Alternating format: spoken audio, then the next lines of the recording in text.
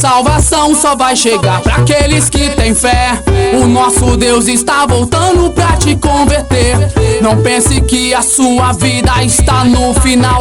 Jesus quer fazer uma aliança eterna com você.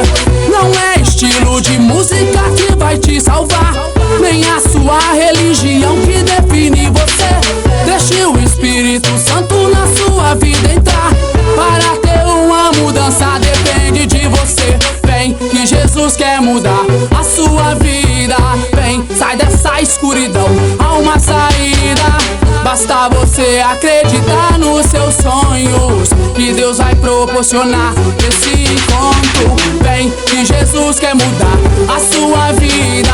Vem, sai dessa escuridão, há uma saída. Basta você acreditar nos seus sonhos, que Deus vai proporcionar esse encontro. Mas você tem que acreditar que tudo isso um dia vai mudar. Basta você se entregar de coração, porque Jesus é o caminho e a salvação. Vem que Jesus quer mudar a sua vida. Vem, sai dessa escuridão, há uma saída.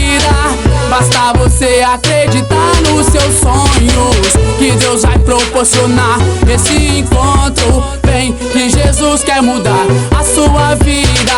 Vem, sai dessa escuridão, há uma saída.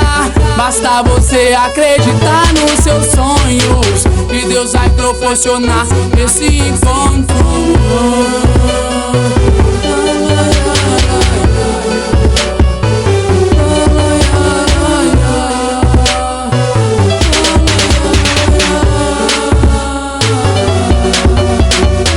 A salvação só vai chegar pra aqueles que têm fé.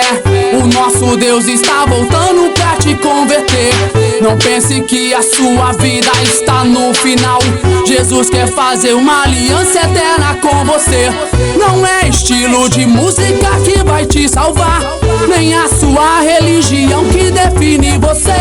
Deixe o Espírito Santo na sua vida entrar. Para ter uma mudança depende de você. Vem que Jesus quer mudar a sua vida. Vem, sai dessa escuridão, há uma saída. Basta você acreditar nos seus sonhos, que Deus vai proporcionar esse encontro. Vem que Jesus quer mudar a sua vida. Vem, sai dessa escuridão, há uma saída. Basta você acreditar nos seus sonhos, que Deus vai proporcionar esse encontro. Mas você tem que acreditar que tudo isso um dia vai mudar.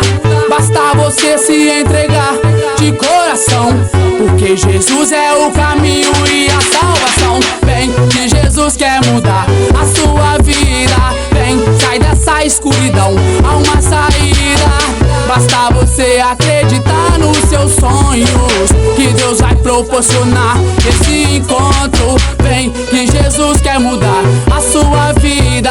Vem, sai dessa escuridão, há uma saída.